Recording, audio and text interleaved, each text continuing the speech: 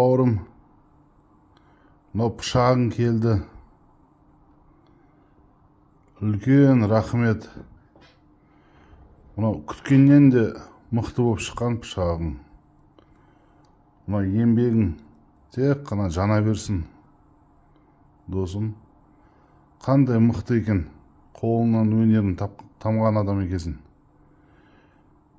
Рахмет саған. Мынау өмірімде бірінші рет өстіп заказ беріп, көрмей затты алғаным. Орыстар айтады ғой, превзошел все ожидания деп.